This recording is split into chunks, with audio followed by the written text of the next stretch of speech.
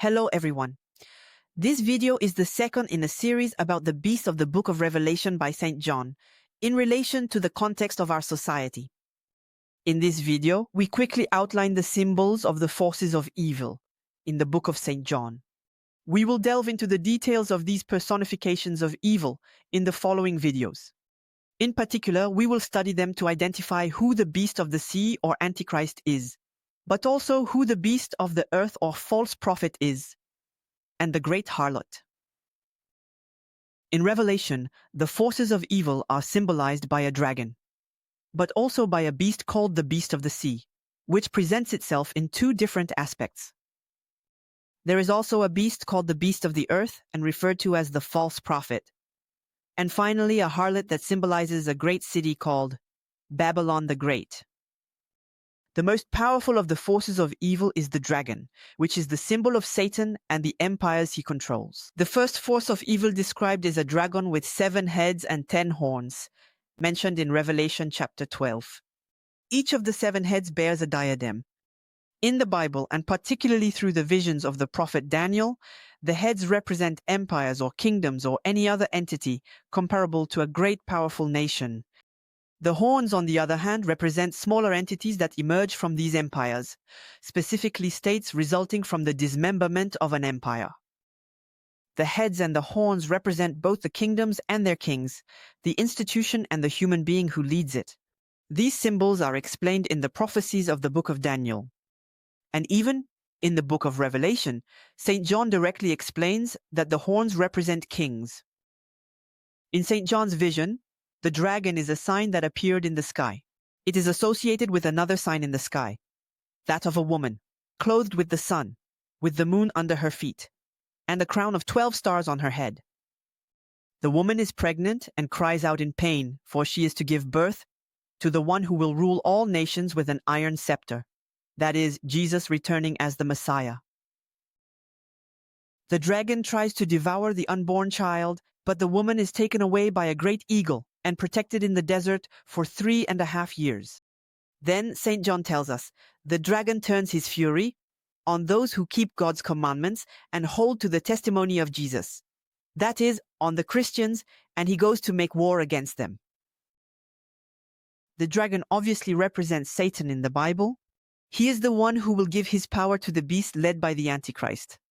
The dragon is associated with a sign in the sky that visibly corresponds to a particular astronomical configuration, just like the sign of the pregnant woman with a crown of 12 stars above her head.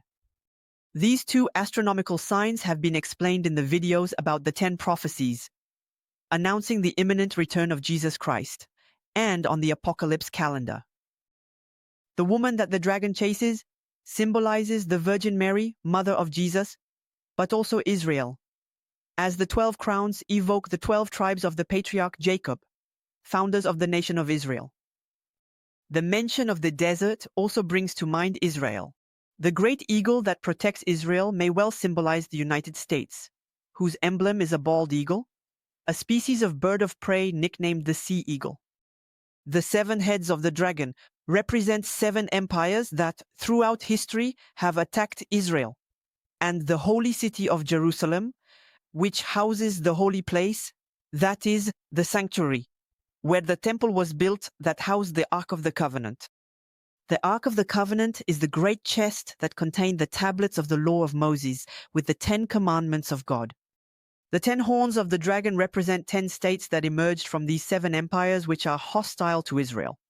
They therefore represent, a priori, Muslim countries, historical enemies of Israel. The events of the Apocalypse thus evidently begin with a conflict in Israel, but it will not deeply affect Israel at the start, since St. John tells us that it is protected from the dragon's attack. Israel will truly suffer later when it is invaded by the Antichrist and his armies. The wars of the Apocalypse actually begin with the persecution of Christians, as the dragon turns his fury on the witnesses of Jesus. This persecution will therefore likely affect Europe, a historically Christian land. The persecution will be led by a beast emerging from the sea with the Antichrist at its head. It will be powerfully assisted by a beast coming out of the earth and led by a false prophet. We will now describe the beast coming out of the sea, which represents the union of empires described in the vision of the prophet Daniel in the Old Testament.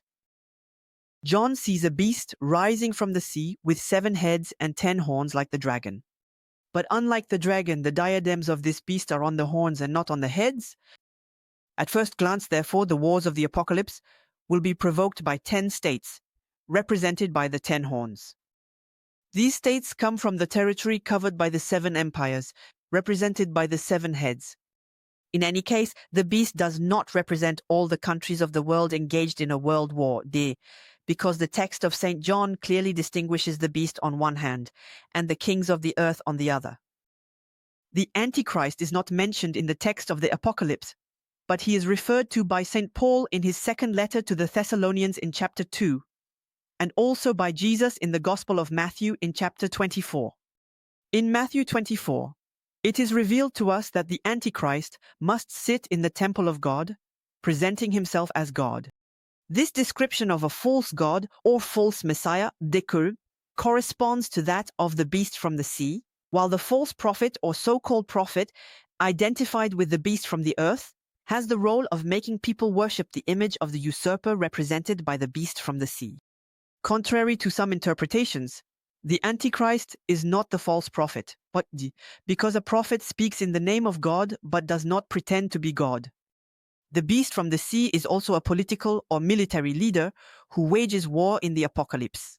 The beast from the sea, with the Antichrist at its head, will present itself successively in 2 forms: a beast with the body of a leopard, the mouth of a lion, and the paws of a bear.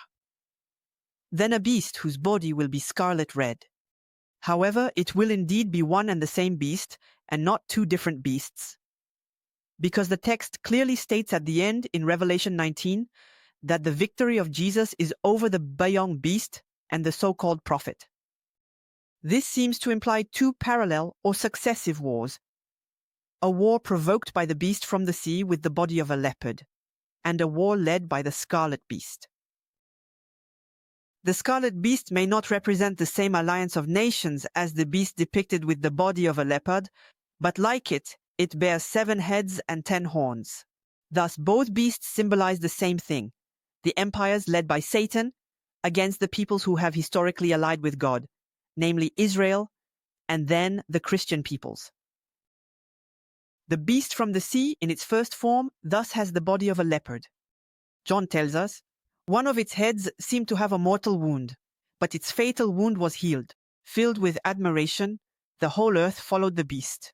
It was given a mouth speaking arrogant words and blasphemies, and it was granted the power to wage war for 42 months. It was allowed to make war against the saints and to conquer them. The saints are the believers who follow God's commandments and are thus destined to become saints by going to heaven after their death. In paradise, sin no longer exists, and all the souls living there are therefore holy. In the book of Revelation, it speaks of the inhabitants of the earth whose names have not been written in the book of life. This expression refers to those who reject the existence of Jesus and/or his commandments. These are the ones who will worship the beast. In its second aspect, the beast from the sea is therefore scarlet and covered with blasphemous names. And as mentioned, it also has 7 heads and 10 horns. It is ridden, thus dominated, by a wealthy prostitute, called the mother of the abominations of the earth, who is drunk with the blood of the saints, the witnesses of Jesus. An angel said to St. John, "The beast you saw existed and no longer exists. It will ascend from the abyss and go to perdition. It will therefore only exist during the wars of the apocalypse and corresponds a priori to a temporary alliance between certain states." John gives us clues about the beast. The 7 heads are 7 mountains on which the woman sits. These are also 7 kings. 5 have fallen. 1 reigns, the other has not yet come. And when he comes, he must remain only a short time. A priori, the 7th and last king will only come during the 7 years of tribulations, that is, the 7 years of trials, of the apocalypse period. As for the beast that existed and no longer exists, it is itself an 8th king. It is part of the 7 and goes to perdition, St. John tells us. The 10 horns you saw are 10 kings who have not yet received a kingdom, but they receive the power to reign for 1 hour with the beast. They will fight against the Lamb, that is to say, Jesus, of course, and the Lamb will overcome them. Reign for 1 hour with the beast. This entire description suggests a kind of military alliance or any other international organization that would operate with a rotating presidency, like in the European Union, for example. Kings who have not yet received a kingdom. It's as if the Antichrist had temporarily placed these men, generals, for example, at the head of the states whose leaders he has overthrown, and then gathers them into a federation. We will now see in the next video which countries exactly ally to form the beast of the sea, and from which country the Antichrist precisely comes.